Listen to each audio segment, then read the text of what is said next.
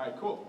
So my name is Abe Haskins. For those of you who didn't see my session about 60 minutes ago, I am a developer programs engineer on the Firebase team, which pretty much means my goal is to help you be successful with Firebase by talking to you about technical aspects of Firebase. Today we're going to talk specifically about Firebase analytics. So when we look at this big circular world of Firebase, we start to see an obvious thing, which is that Firebase analytics is the core. And there's a reason we have a dedicated session about Firebase analytics. That's because Firebase analytics is super important. All of these services tie into Firebase analytics. At Firebase, we talk about all the time about building things that make the lives of our users easier. So that means if you're our user, you're a developer using Firebase, we want to make life easier for the people who are using your product. And we do this by knowing them, by understanding them, and having a really complete idea about who our users are. But it's not just about knowing who they are, it's about having insight and making that insight actionable. So that instead of just saying, I have users, you can say, I have users in India who are 18 to 24 years old who love buying packs of stickers in my app. Or I have users in the Netherlands who always search for bread. I don't know why, but they always search for bread. Like, this is the type of insight we want to have, and then we want to be able to say, okay, how can we make our application's experience more, more customized and more natural for these users based off of this data? And so Firebase Analytics alone is super interesting. It's a great tool for capturing data about your users, about understanding them. But then when we mix it in with all these other Firebase services, we get a much more complete picture. And one of these services we'll talk specifically about today is remote config, for changing things in your app based on who your user is. But all of these services work really, really well with Firebase Analytics, which is why it is the core of Firebase. So here's what we're going to cover today. And these slides are not in English, so I'm going to try and remember what they say. And I believe what they say is, first we're going to look at the built-in, well, nope, getting started, that's the first one. Then we'll look at the built-in reporting, what we get for free just by including the Firebase Analytics SDK. Then we'll look at how to kind of do some more advanced reporting custom events, how that works inside Firebase. Then we'll look at, anything about this? I know the answer. We're doing advanced reporting, and then Google Analytics with Firebase Analytics. Of course, I forget the one that is written in English. So we'll look at comparing Firebase Analytics to Google Analytics so we know when to use what and kind of how they connect and what that whole story is. And then we'll wrap things up. So first, if you want to get started with Firebase Analytics, if you want to walk out of here today and get Firebase Analytics inside of your mobile app, you go to firebase.google.com or the Chinese localized equivalent and create a new Firebase project. Takes like 2 seconds. If you have an existing Google project, maybe you have Google Sign-In or something like that enabled on another project, you can hit this handy Import Google Project button, and that will bring it in and turn that into a Firebase project. Once we have that, we can go and we can actually enable analytics. And in this picture, we see Firebase Analytics as the core, and every Firebase feature is broken up into its own library, its own SDK, kind of. That we can pick and choose. So when I want just Firebase Analytics, I ask for the Firebase core. And if I want Firebase Remote Config or Firebase Dynamic Links, I can ask for those two later and import those libraries separately. But since Analytics is the core, that's the module we're going to look at. So in iOS, that's saying, all right, our pod is Firebase core we're going to include, and then app delegate we for app configure. Now in Android, it's very similar. We can include com.google.firebase, Firebase core, and then include the Google Services plugin. And this does that, the equivalent of per app configure in Android. It's a little bit different, but it does essentially the same thing. And with this, once we have this set up, analytics is done. Or it can be, if you just want the basic reporting. Because right now, Firebase Analytics is enabled in your app, and if you ship this out to users, it's going to start reporting a bunch of data. And because Firebase Analytics has been built by a company who builds really great mobile apps and really understands our users, we know what's immediately useful, the things that are shared between every single mobile app that every mobile app developer wants to know. And we can start reporting those for free to you immediately. So what is that? It's all of this data. So we get immediately things like how often things are happening. We get location information about where events are happening. We get information about the demographic. what gender is using our app, how old are they, all of this information, including things like how long have they been in my app, how often do they use it, have they made any in-app purchases. All of this data is collected by Firebase Analytics for free, right out of the gate with no lines of code, or one if you're in iOS. So to give you some idea of what these automatic events that we include are, here's a list. We have like the first time somebody opens an app. We want to know how many people are actually opening our app after they install it. They want to know, did they make an in-app purchase? Did they update our app? Did the OS update?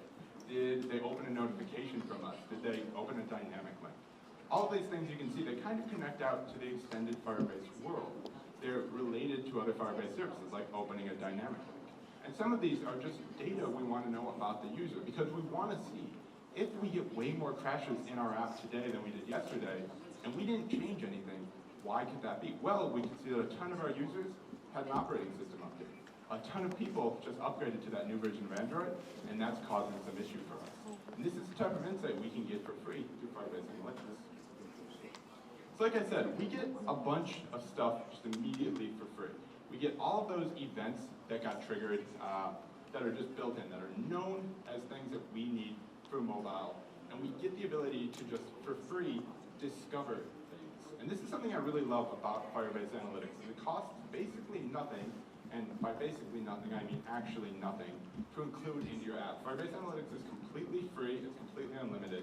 So you can go, you can drop this in, and then you can go look at these reports and say, am I actually understanding my users like I think I am? Are they doing what I expect? Are they using the devices I expect? All of this just by including those couple lines of code. To give you some idea of specifically what we can get out of this, we can get information about our users. So monthly active users, this is an easy common metric for measuring the value of an app. How many people use your app in a month? And of course we have that. We can see trends over time. How many people are engaging in our app? How many people did that news article really make a difference? Things like that. We can see the ARPU, the average revenue per user, and other insight like that, because this is tied into the rest of Google. It's tied into your in-app purchases, so we immediately get that type of information. And if you're interested in receipt validation and other parts of the more complex average value, average revenue per user aspects, we've thought of a ton of those issues and already tackled them, because we know that's an issue for our top apps who want to use an analytics tool like this. We also get something called a retention cohort. This is my personal favorite, mostly because I like the way it looks. But this is a chart that will show you, are people staying in your app? So imagine you had an app, you had a game, and this game was really popular for the first 2 weeks. And so in that first week, we'd have 100%, because if somebody installed the app, they're obviously going to use it the first day they use it. So that first week will always be 100%. The second week, we have 19% who are still there, and they're still doing okay. And in this case, we have 12, so this is a more average dropout. But imagine in that third week, it just dropped to 0. Dropped to like 1% of users who are still in our app. This is a situation where you might want to reevaluate your app. And this might not be something you think to look for. You might not think to instrument your app so that you can see retention cohorts.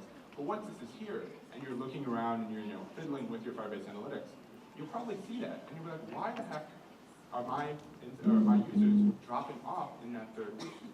And this is what I mean by discoverability. Like, we want you to be able to find things in Firebase Analytics that you're not really looking for, because we know the important things that app developers need, and if we know those, we can kind of put them front and center for you, so you don't have to spend a lot of time digging in and doing all sorts of slicing and dicing of your data to hopefully get some insights. You can do that if you want to export to some gigantic database that has every analytic event ever triggered for your million users everywhere in the world. You can do that with Firebase Analytics. But on the surface, to get started, we just want it to be simple. Another chart on the topic of user engagement and user retention is the user engagement section. We have daily engagement, so how long has someone been in your app, on an average day, how long do they spend, how many times do they open the app, how long do they spend per session. All of this core information that just helps you learn more about your users. And we can also correlate this to in-app purchasing data, because this is again related to user engagement, and one of the ways you could, if you're interested in it, measure engagement is through in-app purchases and just generally the success of the monetization of your app. So if we can easily see that 96 of our users are purchasing apps, or are purchasing something in our app, we can immediately get some insight. And since that purchase is just a built-in event. It's just an event that gets added automatically whenever somebody purchases something. We can dig into that. Now, I don't have a slide to show it here, but we could easily click on the users chunk right there, and we can see exactly the demographic of the people who have made in-app purchases. And we can see if they're parts of other audiences we've created too. But we'll dig more into that in a minute. Something I love about Firebase Analytics versus other analytics tools. So if you've ever used Google Analytics, you probably know that Google Analytics tries in general to guess what device you're on. And this is a core split between Firebase Analytics and Google Analytics. Firebase Analytics knows for sure what device you're on. Google Analytics can try and guess it. It can try and look at a user agent in a web browser and say, well, we think you're running Windows XP and we think you're running this version of Firefox, but user agents can lie and they can just generally be very hard to detect. But with Firebase Analytics, because it's built for mobile first and because we know mobile devices, we can build it and we can make sure we know exactly what users are doing. So we can get really detailed information, like the Android operating system version or the iOS operating system version. And so we can see not only who is using our app today, but how has it changed. And we can break this down. So if I have 100 million users in India and 50 million users in the US, and I know that like 5% of my users are running an ancient version of Android, just something abysmally old, and I'm thinking of not supporting that anymore. That's kind of a blind decision to make. I don't know how many of my users in each country are going to be impacted. I could just wildly guess that 5% in the US and 5% in India will be affected. But with this information, we can dive into that. And we can say, all right, show me the users who are running an old Android version. Show me what country they're in.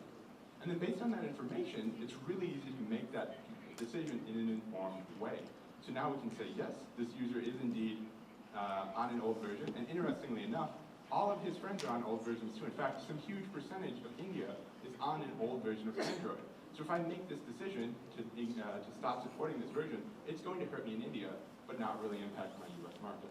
And these are the important types of business decisions we can make with a really good analytics tool like Firebase Analytics. Beyond that, beyond the data that you get, like we get data from you, right? You get data about your users, report it to Firebase Analytics, and you can look at it. That's great. But there's something about Google, which is that it's kind of magical.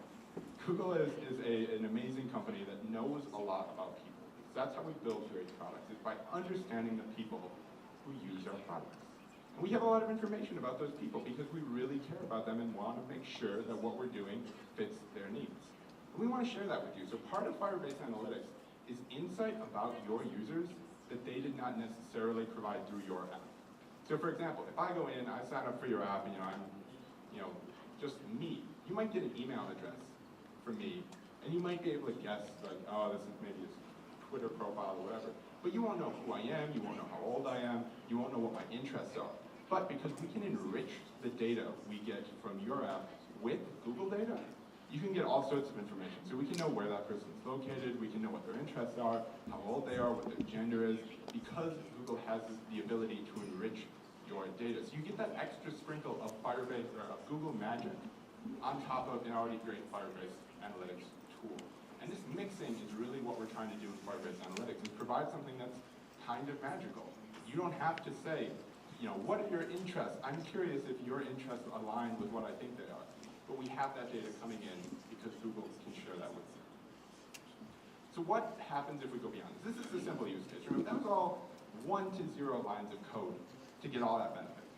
What is the next step for us? Well, it's logging custom events. Now, a custom event can be anything. In this case, choosing an ice cream flavor. Why? Because I love ice cream.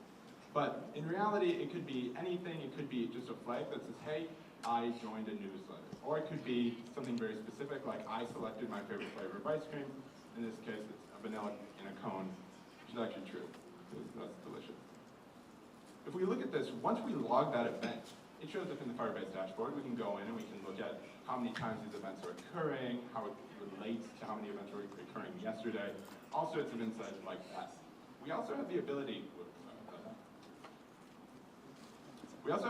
over here to mark it as a conversion event. And once we mark an event as a conversion event, that means it's our end goal. So in this case, we have a bunch of different events, like the achievements page viewed, the app installed, the app updated, things like that. We might send out a push notification, for example. And the goal of that push notification might be to get you to try a new feature. So we might mark that try new feature event as a conversion event. And once we do that, we can go and we get a whole bunch of insight about that conversion event because we've marked it as an event that we really care about that is our goal. So we can create funnels and other complicated analytical things based off of that to track if we are actually getting to our goal once we've decided what that goal is. So to click on one of these events, one of these custom events we're logging, we get a bunch of interesting information. We get how often does it happen over time, how many users are doing it, how many times per user is it happening. And then we have this interesting thing over here called value, which is just 0 and a straight line that I'll talk about in a minute. But for a simple event, you'll get all of this. You'll also, of course, get that enriched data from Google. So it's not just users triggered this event, it's all of your female users in Brazil triggered this event. And that's so much more interesting, that's so much more compelling if you know who these people are. Because now it's not just like, oh, a lot more people are trying this feature, but we know for some reason it's connecting with a certain group. So if you're interested in retargeting that group, making sure they come back to your app, you now have the insight to do that. And here's us filtering that same event of achievements page views based on gender. And this is what I'm talking about where I say we can kind of slice and dice the data and look at it in a bunch of cool ways.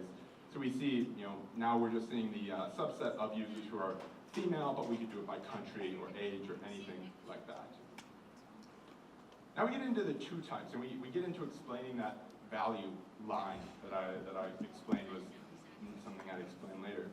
And we have two types of events that happen. One is a Boolean event, like it happens or it doesn't. So I joined the newsletter. That is just something that happens. There's not really any interesting data to record with that. We just know that I joined the newsletter.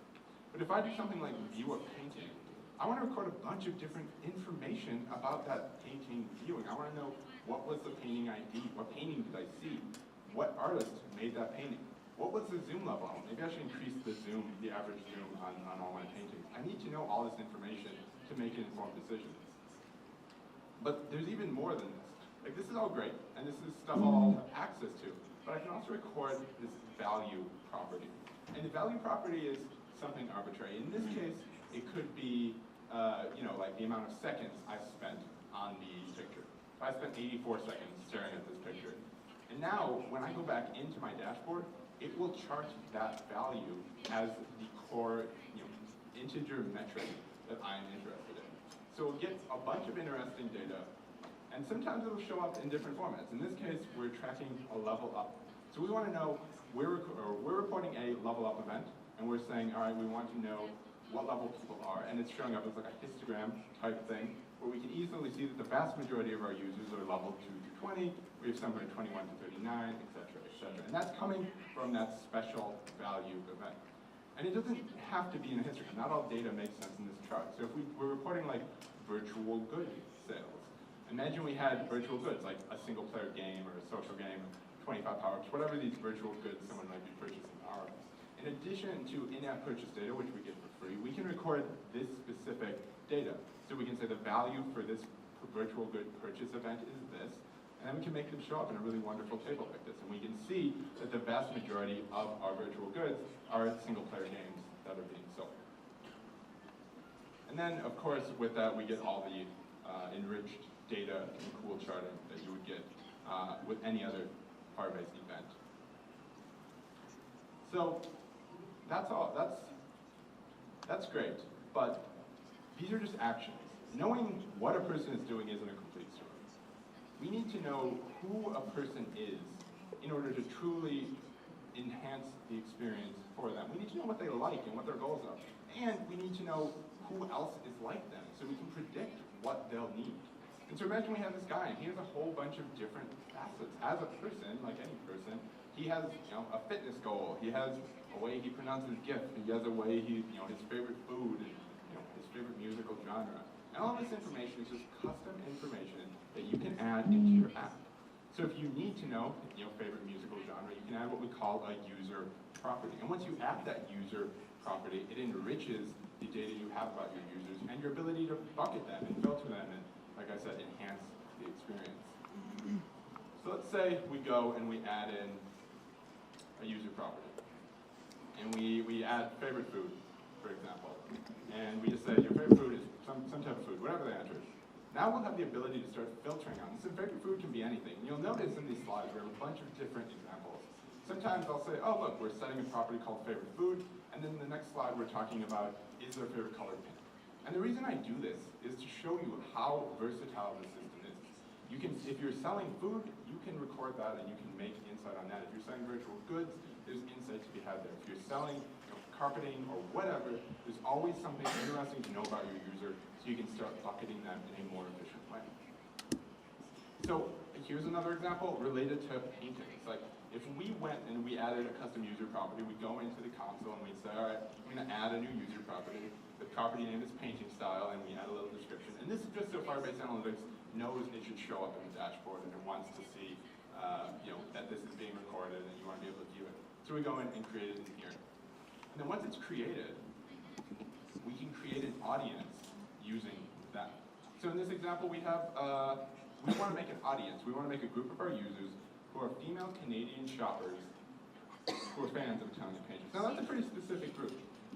And if we say something to that group, if we send a push notification, we change the background of the app to be their favorite painter, we change this or that, we can really enrich their experience. And they might not even know that we're doing it. They might not know that this app is shifted around and changed just to connect with them. But they'll feel more connected and they'll engage better because we do this. So here we see we're pulling together a bunch of different data. It ranges from that in-app purchase, that built-in event. Have they ever made an in-app purchase? And we say count is bigger than 0. So yes, they have at some point made an in-app purchase. Then we go and we use that enriched Google data and we say, all right, if their age range is 18 to 24, 24 to 35, so that's the magic of Google. Then we'll check the country, also magic of Google. So we'll say, all right, you are from Canada. And then we'll use that custom user property. And we'll say you had specified your favorite artist and said that was Raphael. And now we have a really complete idea of who this person is. Once we have a person though, this is where most analytics products stop. They give you an idea of who someone is, and then they kind of just stop, and they say, all right, do something with it, like take the next step yourself. And this is what really makes Firebase amazing, is that we connect you into other Firebase products so that it's not just information, it's something you can act on. So imagine we use Firebase Remote Config, and Remote Config is just a way to set values in the cloud, have your device receive them, and then change those values based on arbitrary metrics that you set up. So if I want to change a message of the day, so this might be just a banner that shows up on the top of the app, something like that. By default, we'll use this value down here. Remember, every day is the first step to a better you. That's a great slogan for fitness folks. But if you're in the runners category, the runners audience that you specified there, we're going to give you a message that directly relates to running. And this is a small change, like I said, but this could be anything. This could be colors, it could be pictures, it could be huge blobs of text. It could even be features in your app that are only enabled for certain audiences. As soon as we set this up, it's now completely automated. So if a new user comes in and they're doing things and they eventually get flagged as a runner or a female purchaser in Canada between the correct ages, they will see their experience shifting around them as your app starts to know them better. As they get bucketed more successfully, you'll get a better and richer experience for them. And so this action is just happening magically without you going and actually changing anything or flipping any flags. Once this is set up, it's just an experience that naturally hones itself and fine-tunes itself for your users. Another example of this isn't just passive changes. Like those are great. If we can tweak the app and make it better for a user, that's fantastic. But what if we want to say something to those users? If we want to really reach out and say something specifically to them to get some action. If we think, for example, Australian purchasers, we have an audience of just everyone in Australia who've ever purchased something from us. We want to send them a push notification. We want to say, hey, we're going to give you a promo. If you were using like GCM, Google Cloud Messaging, or a different push service, sending a push notification to a specific group would require an entire other set of tools. You'd need different tooling just to send a push notification that hopefully integrated with your analytics tool. Maybe it didn't, and it'd be a huge pain. With Firebase, it's built right in. So we can use the Firebase notifications console, go in here, say we're going to compose a new push notification, send it to a user segment that is at Australian purchasers, and it will just automatically handle all of that looking up of ID tokens, everything you'd have to do with like GCM or traditional push notification solutions, we just handle for you. And something very subtle on this slide that you might not even notice is down here, the conversion event. So our goal here is to get people to make it in-app purchases. So we're sending out this $5 promo, we're sending it to Australian purchasers, and our goal is to get them to buy another thing. And we'll have this funnel that's created that uses the built-in Firebase notifications event at the core. But it goes beyond Firebase at the core, because Firebase is part of Google. It's part of this whole gigantic, amazing company of tools and products. So if we stop to just Firebase, we'd be missing half of the opportunity here. So Firebase will actually integrate, Firebase Analytics will integrate with AdWords. So there's a lot of things you can do here, but as just an example, if I wanted to target those Australian purchases, say my push notification went pretty well, people really seem to engage with that, but I want to see if I can get more of those type of people back. I want to get them back into my app. You can import your audiences into AdWords and target those people specifically with remarketing campaigns. So you can say, hey, we really appreciate that you bought that in-app purchase. Why don't you come back? And so this reaches outside of Firebase into other services like Google Cloud and AdWords and all these other Google properties, because we know that it's all better when it's connected together. And this is just a philosophy inside of Firebase. If you use one feature, it's good. Use a bunch, it's great. If you use the whole suite and integrate it with all parts of Google, you're basically unstoppable. So let's talk, speaking of the extended Google ecosystem, about Google Analytics. How many people have ever used Google Analytics? A lot of people, handful. Most people have used Google Analytics. It's been around for a long time. Most websites probably in the world use Google Analytics. Don't quote me on that. I'm not 100% sure that's true. But it's very popular. And it's easy to wonder, like, how does this compare and contrast? Why would I use Firebase versus Google Analytics or vice versa? So some key points about Firebase Analytics. Why would you care about Firebase Analytics? One, it's free. It's actually free, and it is actually unlimited. Almost every other analytics offering is going to cost you a lot of money. You'll pay by user, or you'll pay by the number of events logged, or whatever. Firebase Analytics isn't like that. It is completely free, whether you have 10 users, or 10 million, or some other gigantic number. And we prove that. Many top partners use Firebase Analytics, and we charge none of them. We also focus in Firebase Analytics on events and users. So some other analytics offerings are focused more on like page flow, if they were coming from the web world. Firebase Analytics is about understanding users, enriching your information about those users, and understanding what they're doing. So it's just a different philosophy about how to look at your users. Then, Firebase Analytics integrates with the rest of Firebase. Obviously, this is what we've been talking about this whole time. The value of Firebase Analytics is that it goes beyond Firebase Analytics and it goes into all these other Firebase features. This is something no other analytics tool can do, because very few other suites of tools have any offering even close to the quality of Firebase, with so many different features that reach into so many parts of your app. And then lastly, this is the only one of these that may not be super positive in your mind, which is that Firebase Analytics is mobile only. And the reason Firebase Analytics is mobile only is because we didn't want to do a solution that was okay for web and okay for mobile. We knew that mobile was a fundamentally different problem than web. So if we made it an analytic solution that worked okay in both situations, we wouldn't be doing anything innovative. We wouldn't be changing anything. So that's what we said, we're not going to focus on web. We're going to build the absolute best analytics offering for mobile, and we're going to do it only on mobile, unless we can come up with a way to do something equally good on web, which we feel like we've kind of already done with Google Analytics. So with Google Analytics, it is mobile and web. You can use Google Analytics on mobile, but it's not a natural situation. Over the years, Google Analytics has evolved from something that records page views to something that records events, and the events are mostly all page views. So you can record custom events in mobile, and there's some SDKs to do it, but it's nowhere near as natural and as powerful as Firebase Analytics. Google Analytics also is just old. It is very mature, and it has really good support for specialized reporting. If you want to do very specific things, visualize very specific flows through your app, this is something Google Analytics can do. And this is really powerful. You can do these types of things in Firebase, but right now it's a bit more manual. You have to export it to another tool, like Data Studio, that Google offers. and kind of build these reports out there. But Google Analytics has a built-in. Google Analytics also has a paid tier, and I personally don't know the exact dollar value of the paid tier. It is very, very high. Like you're doing good until you hit that, and then it gets super, super expensive. And this is because at that level, you get dedicated support and an SLA. Now we have SLAs on Firebase, but the dedicated support, the ability to interact one-on-one with someone inside of Google, is not something Firebase Analytics offers today. So if you need that, if you really want a dedicated account manager, Google Analytics does offer that. So if we're building a mobile app today, and just a mobile app, not a cross-platform experience, just an iOS and an Android app, we should use Firebase Analytics. It is really just generally better for doing mobile app development, or mobile app analytics. If we're building just a web experience today, we should still use Google Analytics. This thing's been around forever. There's a reason people still use it. It's an amazing product. So if you're building just a web app, use Google Analytics. But what if we're building both?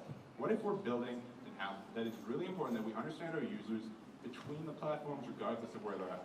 What do? We use both. And this immediately just seems kind of weird. Why would we use both? They're different products. I just spent all this time explaining that they're very different products. But we put a bunch of effort into making sure that Firebase Analytics feels good with Google Analytics, to the extent that Firebase Analytics can export all of its data to Google Analytics. So you have all these events, all these interesting things, all this insight on your user. You can export that into Google Analytics and mix it in with all of your web data. So you can track the same users right from mobile into your existing Google Analytics web stack. So there's a really huge amount of opportunity there for enriching the data you already have and connecting your mobile experience back with your web one. So to wrap up what we talked about how to get started. It's 2 lines of code. We talked about how to log, or how to get all that benefit out of all that built-in data, the Google magic of the built-in events and the enriched data. We talked about logging events, which was one method call, so another line of code there. And we talked about Google Analytics and Firebase Analytics, how to decide between them. Takeaway there is Google for web, Google Analytics for web, Firebase Analytics for mobile. And then we did this wrap-up. So some links for you. Go to firebase.google.cn for general documentation about this, more information. And for Firebase Analytics specifically, it will, firebase.google.cn will pretty much get you there anyway, because it is very important for Firebase. But if you're interested only in analytics, you can go to /docs/analytics. And the last thing I really want to push is, at Google, we care a ton about open source. A lot of my job is writing open source code. A lot of my coworkers' job is writing open source code. So if you're interested in what it's like to build software inside of Google, what type of code we write, spoiler, it's kind of okay sometimes, but we always make it a lot better as we progress. That's why we develop in the open a lot, because we love getting feedback from people smarter than us. So all of this awesome stuff we're building, Firebase alone has about 90 open source projects of all sorts of things, ranging from like Scala code that we used as part of the relevant database at some point to integrations with different services and tools and apps and stuff we built in examples. So if you're interested in any of that, you can either go check out my GitHub or the Firebase GitHub at github.com/Firebase. And with that, thanks for coming. And if you have any questions, feel free to just grab me after. I'm happy to talk about it.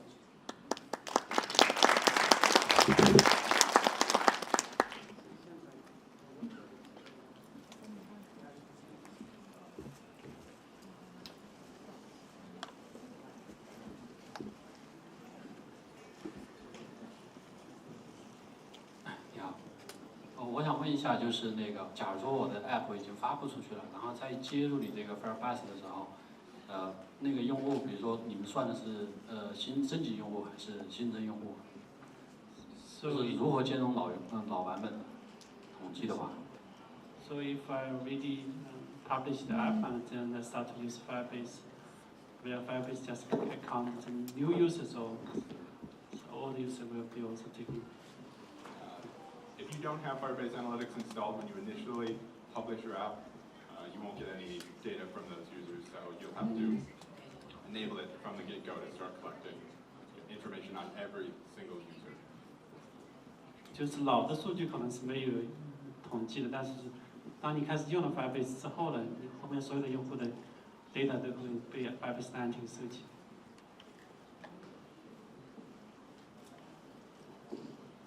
I have a question about the user properties. How do you identify that a shopper is interested in Raphael painting? How do you get that information? Yeah, so that's the type of information that is kind of up to your app to get. So you could prompt the user and, you know, say, what is your favorite painting? Or you could get that through looking at their activities and saying, all right, this person really likes paintings from this person. I'm going to mark them as having this interest. But we leave that pretty open to the developer to say, to collect that type of information about their user.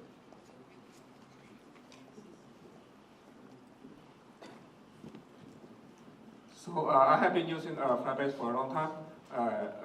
In our problem, that we can only see the data that in a period of time, but we cannot see the data report that divided by every day. So I just want to know when the Firebase can launch this feature. So you were saying you only see a subset of your data, or you can only see it so far back?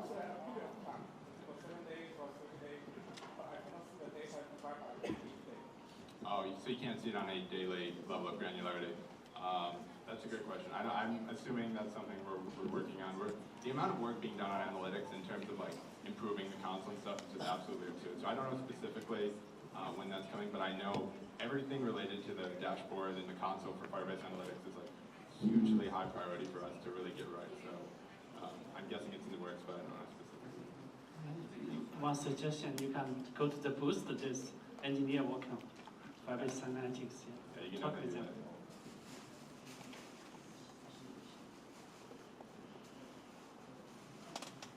All right, awesome. Thanks everyone, appreciate it.